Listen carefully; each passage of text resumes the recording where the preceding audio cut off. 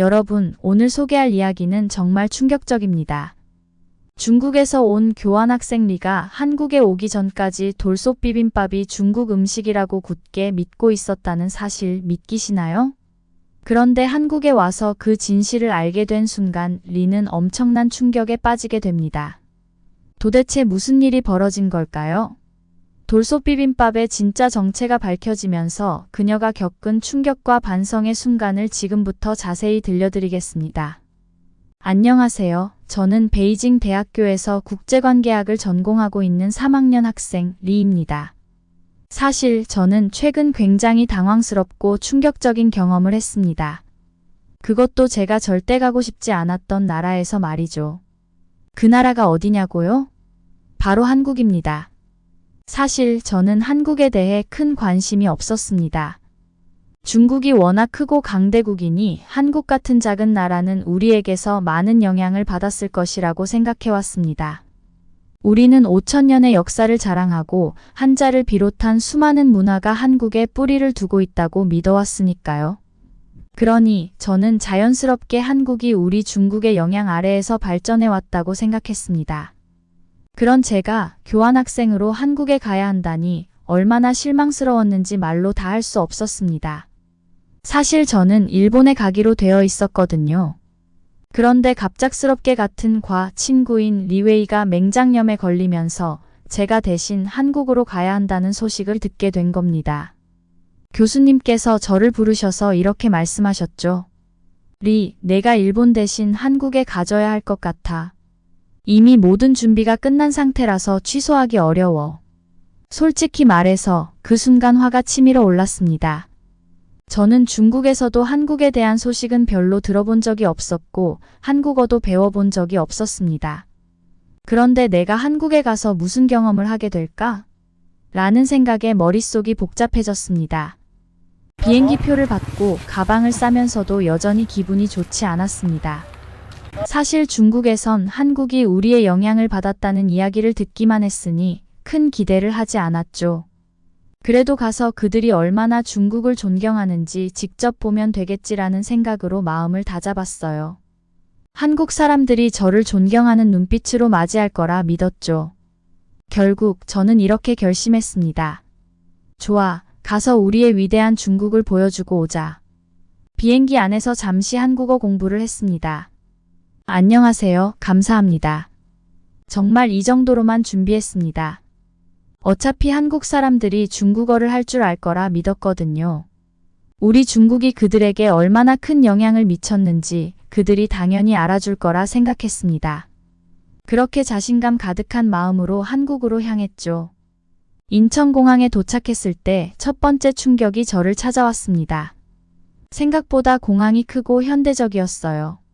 사실 우리 베이징 공항보다는 작다고 생각했지만 한국이 이 정도일 줄은 몰랐죠.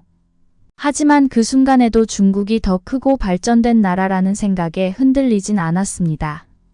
그런데 그 순간 믿을 수 없는 일이 벌어졌습니다.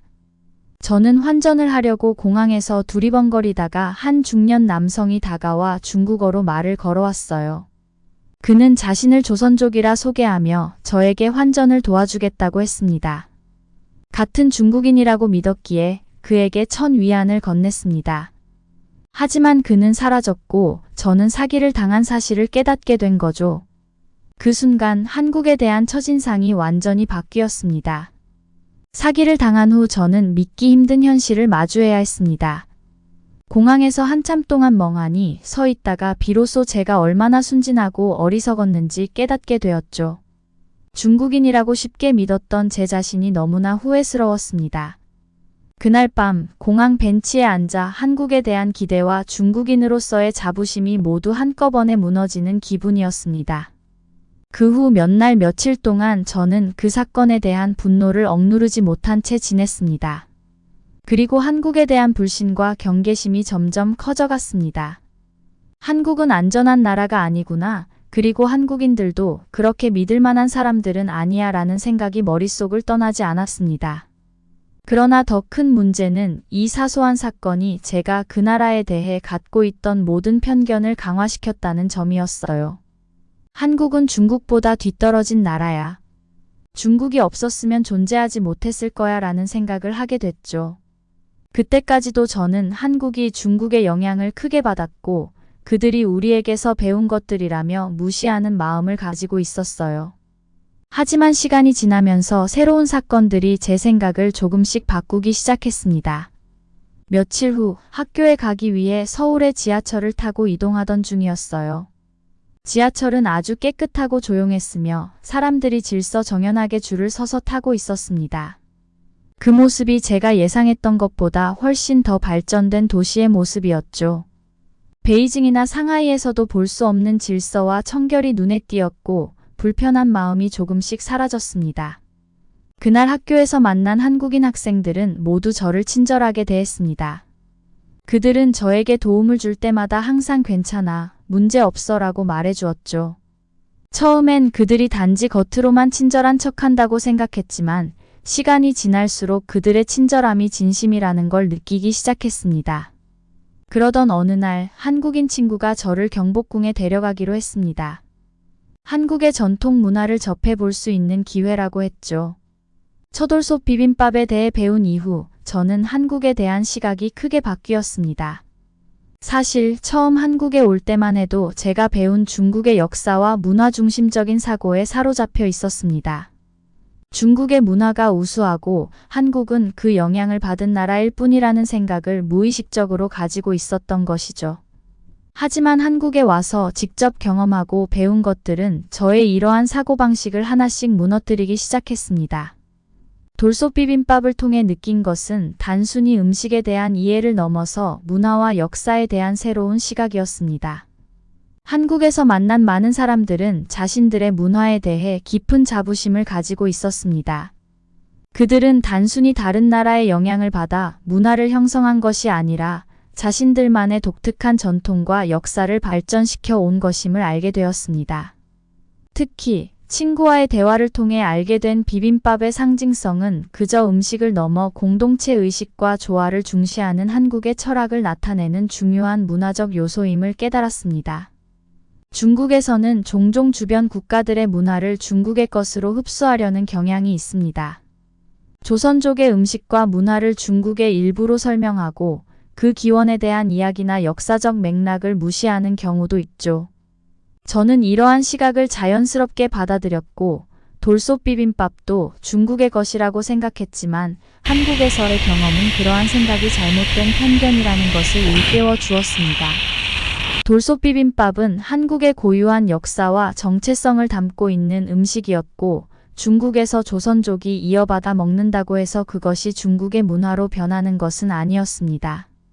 제가 한국에서 느낀 또 다른 충격은 한국인들이 자신들의 문화를 지키고 그 정체성을 강하게 자부심을 가지고 있다는 점이었습니다. 저는 이곳에서 한국 사람들이 자신의 문화를 어떻게 지키고 발전시켜 왔는지 직접 눈으로 보았습니다. 한국의 거리와 건물, 그리고 사람들의 생활 곳곳에서 그들은 그들의 고유한 전통을 간직하면서도 현대적인 발전을 이루어내고 있었습니다. 이는 단순히 경제적 성장에 그치는 것이 아니라 문화적 정체성과 자부심을 함께 지켜온 과정임을 깨달았습니다. 돌솥 비빔밥에 대한 오해를 풀고 나서 저는 한국의 다른 전통 음식에도 자연스럽게 관심을 갖게 되었습니다. 김치, 불고기, 삼계탕 등 다양한 한국 음식을 먹으면서 각각의 음식들이 한국의 역사적, 문화적 맥락 속에서 어떻게 자리 잡았는지 배우게 되었습니다. 그리고 그 과정에서 한국의 음식들이 그저 맛있는 것에 그치지 않고 깊은 철학과 전통을 담고 있다는 점이 저에게 큰 인상을 남겼습니다. 또한 한국의 문화와 역사를 이해하는 과정에서 느낀 것은 중국과 한국의 관계가 단순한 영향을 주고받은 것이 아니라는 것이었습니다. 두 나라는 오랜 역사 속에서 상호 교류하며 영향을 주고받았고 그 과정에서 각각의 고유한 문화가 발전해 왔습니다. 중국이 한국에 큰 영향을 미친 것은 사실이지만 그것이 한국의 문화가 중국의 일부라는 의미는 아니었습니다. 한국은 자신만의 독립적이고 고유한 문화를 발전시켜 온 나라였다는 사실을 깨달았을 때 저는 그동안 제 안에 있던 편견이 얼마나 큰 장애물이었는지 실감하게 되었습니다. 그리고 무엇보다 저는 문화적 자부심이 단순히 경제적, 군사적 힘에 의해 결정되는 것이 아니라는 것을 알게 되었습니다. 한국은 전쟁의 아픔을 딛고 빠르게 발전한 나라이지만 그들이 진정으로 자랑스러워하는 것은 경제적 성장이 아니라 그 과정에서 자신들의 문화와 정체성을 지켜왔다는 점이었습니다. 한국인들은 세계 무대에서 경쟁하며 그들만의 독특한 문화를 널리 알리고 그것을 지키기 위해 끊임없이 노력하고 있었습니다. 이 경험을 통해 저는 한국에서 배운 것을 바탕으로 자신의 나라와 문화에 대한 새로운 시각을 갖게 되었습니다. 중국이 자랑하는 5,000년의 역사는 분명 놀라운 것이지만 그 속에서 다른 나라의 문화와 역사를 인정하고 존중하는 태도 또한 중요하다는 것을 깨달았습니다. 한국에서 배운 것은 단순히 한 나라의 문화를 넘어 세계 속의 다양성을 존중하고 이해하는 태도였던 것입니다. 저는 이제 돌솥 비빔밥을 그저 음식으로만 보지 않습니다. 그것은 한 나라의 정체성과 자부심, 그리고 역사적인 상징을 담고 있는 중요한 문화적 유산이라는 것을 깨달았기 때문입니다. 음에는 별 기대를 하지 않았습니다. 결국 이곳도 중국의 영향을 받은 문화겠지라고 생각하면서 경복궁에 들어섰습니다. 그런데 그곳에서 저는 또 한 번 충격을 받았습니다. 경복궁은 제가 생각했던 것보다 훨씬 웅장하고 아름다웠습니다. 궁 안을 걸어다니며 설명을 듣는데 이곳이 단순히 중국의 영향을 받은 것이 아니라 한국만의 독특한 문화와 역사가 담겨 있는 장소라는 사실을 알게 되었습니다. 한국의 전통 건축 양식과 독립적인 역사에 대한 설명을 듣는 동안 저는 그동안 잘못된 생각을 하고 있었다는 것을 깨달았습니다. 또한 한국에서의 음식 경험도 저를 놀라게 했습니다. 친구들과 함께 한 식당에 갔을 때 음식은 모두 제가 처음 접하는 것들이었습니다. 특히 돌솥 비빔밥을 먹었을 때 그 맛과 독특한 조리 방식에 감탄하지 않을 수 없었어요. 이 음식을 중국에서는 조선족의 전통 음식이라고만 생각했었는데 실제로 한국에서 이렇게 대중적인 음식으로 자리 잡고 있다는 사실이 정말 놀라웠습니다. 저는 돌솥 비빔밥을 먹으며 친구에게 물었어요. 이건 중국 음식 아니야? 중국에서도 조선족들이 이걸 먹잖아. 그러자 친구는 웃으며 설명해 주었습니다. 아니야, 이건 한국 전통 음식이야. 물론 조선족들이 한국 문화를 이어받아 먹고 있지만 원래는 한국에서 시작된 요리야. 그 이야기를 듣고 나니 저는 처음으로 스스로 부끄러움을 느꼈습니다. 그동안 제가 알고 있던 중국 중심적인 시각이 얼마나 좁은 것인지 깨달은 순간이었죠. 중국에서 조선족이 먹는다고 해서 중국 음식이라고만 생각하는 건 편협한 생각이었구나라는 반성을 하게 되었습니다. 돌솥 비빔밥을 먹으면서 친구와 나눈 대화는 저에게 깊은 충격을 주었습니다. 사실 저는 돌솥 비빔밥이 중국 음식이라고 믿고 있었습니다.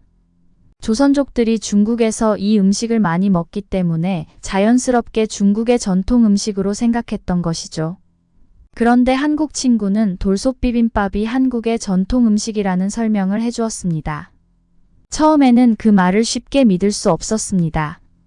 제가 중국에서 배운 지식과는 완전히 다른 이야기였기 때문이죠.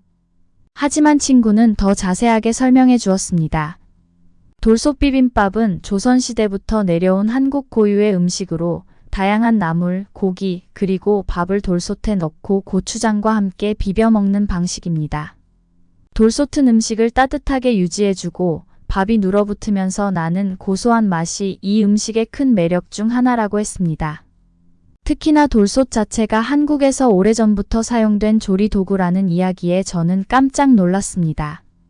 조선족들이 이 음식을 먹게 된 것은 한국에서 조선족이 이주한 후 그들이 고향의 음식을 유지하면서 생긴 문화적 연장선이었던 것입니다. 친구의 설명을 듣고 나서야 저는 비로소 왜 돌솥 비빔밥이 한국의 전통 음식인지를 이해할 수 있었습니다. 역사적으로 이 음식은 한국의 농경사회와 밀접하게 관련되어 있습니다. 한국의 농부들은 힘든 일과 후에 다양한 반찬을 한 그릇에 섞어 먹으며 간편하면서도 영양가 높은 식사를 했다고 합니다. 그리고 이것이 점차 발전하여 현재의 돌솥 비빔밥으로 이어진 것입니다. 그 음식을 조선족이 중국에서 이어받아 먹고 있다는 사실은 부정할 수 없지만 원래의 기원은 한국에 있다는 점을 알게 되었습니다. 더불어 친구는 한국에서 비빔밥이 단순한 음식 이상의 의미를 가진다고 설명했습니다. 비빔밥은 서로 다른 재료들이 조화롭게 섞여 하나의 맛을 이루는 것처럼 한국 사회에서도 다양한 사람들과 문화가 어우러져 조화를 이루는 상징적인 음식으로 여겨진다고 했습니다. 한국에서는 전통적으로 특별한 날이나 명절에 비빔밥을 먹으며 가족과 이웃들이 함께 어우러지는 공동체 의식을 중요시한다고 합니다. 이 이야기를 듣고 저는 그동안 돌솥 비빔밥을 단순히 조선족의 음식으로만 이해했던 것이 얼마나 편협한 시각이었는지 깨달았습니다. 조선족이 먹는다고 해서 무조건 중국의 음식이라고 생각하는 것이 잘못된 것이었고, 역사와 문화를 제대로 이해하지 않은 채 쉽게 결론을 내렸던 것이 부끄러웠습니다. 돌솥 비빔밥은 그저 음식이 아니라 한국의 역사와 문화가 담긴 상징적인 음식이었습니다. 친구의 이야기를 들으며 저는 그동안 중국에서 배운 것들이 반드시 정확하지 않을 수 있다는 가능성을 처음으로 느끼게 되었죠. 중국에서는 조선족 문화를 중국의 일부로 설명하고 있지만 그들이 한국에서 이주한 사람들이라는 사실을 인정하지 않거나 무시하는 부분도 있다는 것을 알게 되었습니다. 결국 저는 한국의 음식 문화를 제대로 이해하지 못한 채 너무 중국 중심적으로 생각하고 있었던 것입니다. 한국의 돌솥 비빔밥은 그 자체로 오랜 역사와 정체성을 담고 있었고, 이 음식이 중국에서 조선족을 통해 이어졌다고 해서 그것이 중국의 음식이 되는 것은 아니었습니다. 여러분, 오늘 리의 이야기를 들어주셔서 정말 감사드립니다. 한국에서의 경험을 통해 리는 많은 것을 깨달았고, 특히 돌솥 비빔밥을 계기로 한 나라의 문화와 정체성을 깊이 이해하게 되었죠. 한국과 중국, 그리고 세계가 서로의 문화를 존중하고 배워가면서 함께 성장할 수 있다는 걸 몸소 느낀 리의 경험 정말 감동적이지 않나요? 앞으로도 이런 이야기를 통해 여러분과 더 많은 감동과 배움을 나누고 싶습니다. 오늘 영상이 재미있으셨다면 좋아요와 구독 꼭 부탁드릴게요. 더 흥미롭고 감동적인 이야기로 찾아뵙겠습니다. 감사합니다.